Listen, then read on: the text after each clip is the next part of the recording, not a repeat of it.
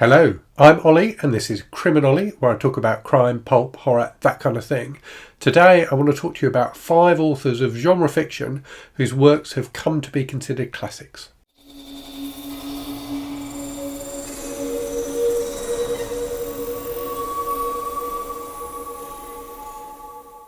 So before I start, I need to point you towards the channel of Mr. Michael K. Vaughan if you're not already a subscriber of his. So Michael talks about this kind of stuff on his channel a lot.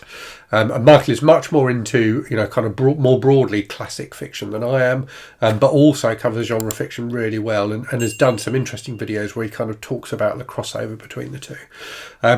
So what I wanted to do in this video, because I've been thinking about it myself recently, is just talk about 5 writers who I think have come to be recognised as, their works have come to be recognised as modern classics, but who are all very much rooted in their own genres.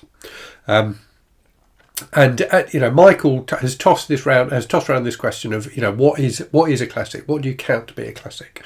So I'm using a really, really simple definition for my definition of classics, which is that the author's works are either available through the Library of America or as Penguin Modern Classics. So it's a really simple way of defining it, but for me, that seemed like the simplest way of doing it. It feels like a kind of non-controversial way of doing it.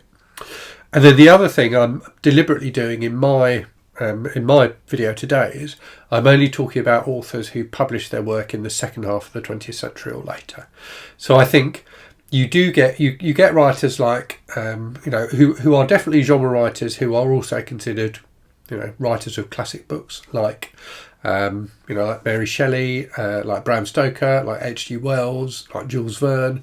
But all of those are, much older writers. And I think the longer a book persists for, the longer a book remains in the public consciousness, the more likely it is to be considered a classic. So I'm deliberately talking about more recent authors. So I've got 5 authors for you, all of whom, wrote from the 50s onwards. Most of whom, I think all of them are dead. Yep, I think they're all dead, which is sad. So none of them still writing today, but very much authors who, as I say, were faithful to their genres, but whose work has kind of, I hate to use the term risen out of their genres, but it has, in terms of being considered a classic by critics today, and I think often read by people who don't necessarily always read those genres. So the 5 authors are then, so I'll go through them in order and I'll talk a little bit about them, but then also tell you why I think their work has come to be considered classic. So the first writer I'm going to talk about then is Elmer Leonard. So Leonard is probably best known nowadays for his crime fiction, but started out writing westerns, so wrote westerns kind of through the 50s and 60s, and then moved into more kind of crime type fiction in the 70s and 80s. Very prolific. All of the writers I'm going to talk about today, wrote quite a few books. Leonard was incredibly prolific as both a western writer and a crime writer. And writes just short, punchy, gripping books with interesting characters. I always have a good time with his books. And he's also famous for his 10 rules of writing, which if you're a budding writer are definitely worth looking at. And a lot of them revolve around, I think his central rule of writing is to leave out the parts that readers tend to skip. So, be strict with yourself about editing, both in terms of, like the story, but also the prose of your sentences. So his writing does have quite a stripped down feel to it. But I think he's a fantastic author. And the thing I think has made him, has led to him being recognised as a classic author is just his writing style is so perfect for the kind of books he writes. So that very stripped down style is perfect for crime fiction and western fiction. But also because I think particularly in his crime fiction, he came to write very much about a kind of blue collar existence, about just everyday people trying to get by, often through criminal means, and his books tend to focus on the criminals rather than the good guys, and I think it's that slightly different take on the crime genre, not writing about detectives all the time, not writing about the cops, that has led to him being recognised as a classic author of the genre.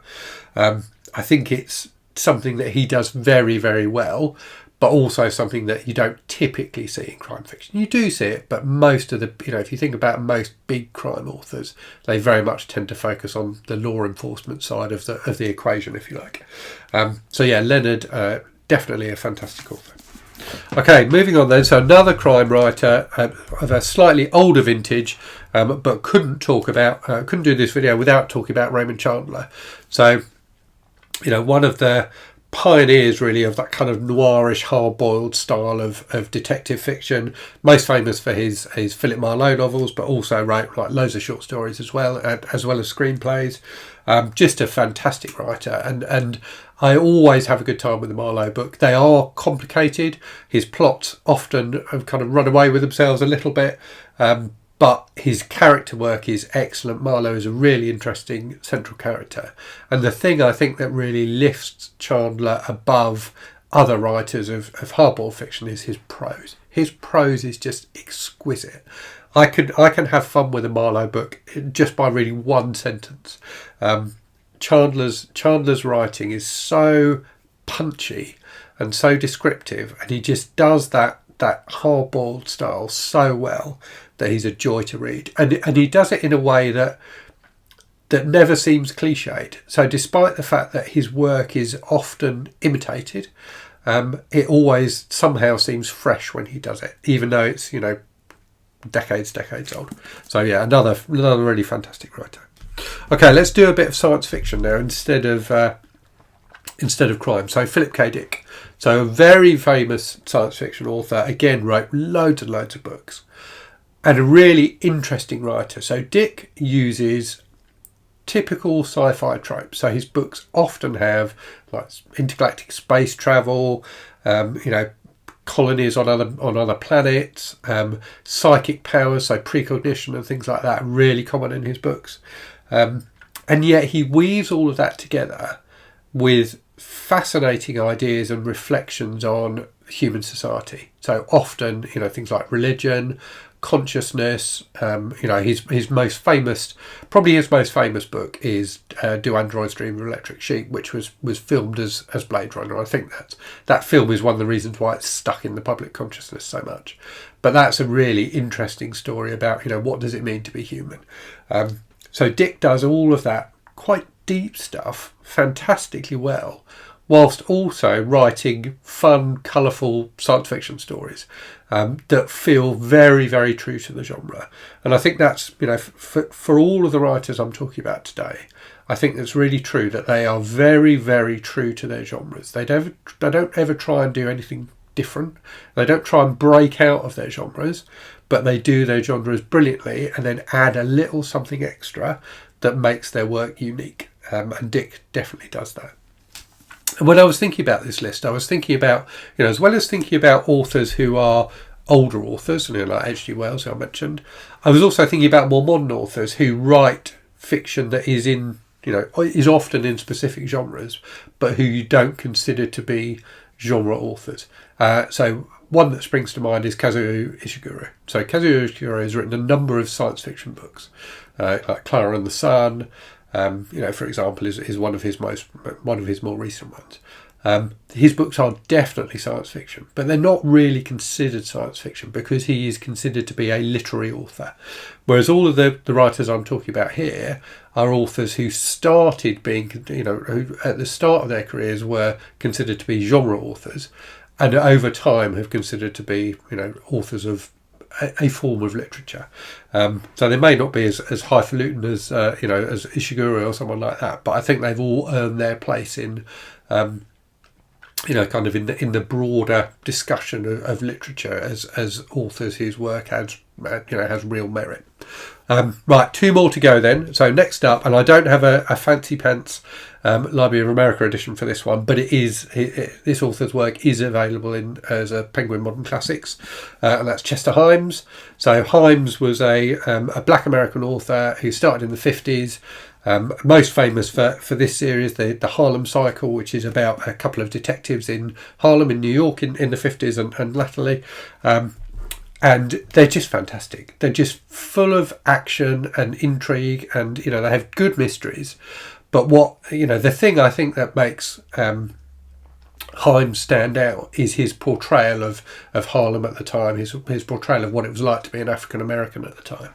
And he does that fantastically with a real kind of depth and heart, but whilst also writing really fun crime novels that are just a blast to read. So he again, like with the other authors, he's got that secret sauce that adds something different to his books that really makes him stand out. But yeah, I just think he's a fantastically enjoyable writer as well. Finally then, so a British author, the first British author on the list, John le Carré. So again, I don't have any physical John le Carré books actually, or not to hand anyway. But his work, some of his work, is available as a Penguin Modern Classic. So one of the greats of espionage fiction. Really, so he wrote a lot of books, particularly about a character called George Smiley, who's a somewhat kind of downtrodden member of the British Secret Service. Kind of protecting British interests in Britain, so investigating potential communist spies and things like that.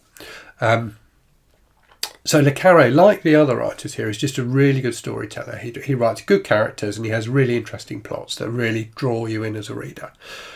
I think what makes him different from other espionage writers, and he was really came to prominence in like the 60s and 70s, and there were during that was like kind of right in the depths of the Cold War, when there were loads of spy writers, coming out and pumping out lots of books. I think what makes le Carré different, and what has made him to be recognised as such a great author, is the even-handedness of his work and the kind of bleakness of his work as well. So he writes about a very depressing kind of war of attrition between the two sides, the East and the West, that is being fought by just normal people. So not James Bond. Smiley is the furthest possible, as far removed from Bond as you can get. Just ordinary people with ordinary lives, but involved in this huge geopolitical game.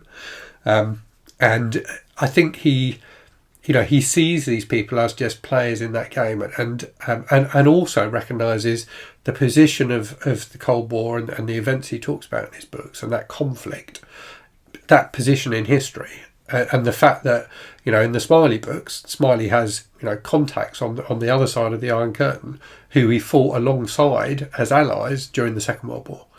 So that kind of that historical aspect to the book, and le Carré's recognition that history is a continuum, and alliances change during that period, and he's not banging the drum about how terrible the Soviet Union is and all that kind of thing. He's talking about the fact that politics, the politics of the day, drives the conflicts of the day, if that makes sense, and our alliances and allegiances, and national alliances and allegiances change over time, and can lead to people that were friends becoming enemies. So I think it's that breadth of view that really makes his work fantastic and fascinating in the espionage genre. So I hope you found that interesting. Let me know if there's any authors you would add to a list like this. And as always, thank you very much for watching. Hope you're safe and well out there. Hope you're reading good stuff, and I'll speak to you again very soon.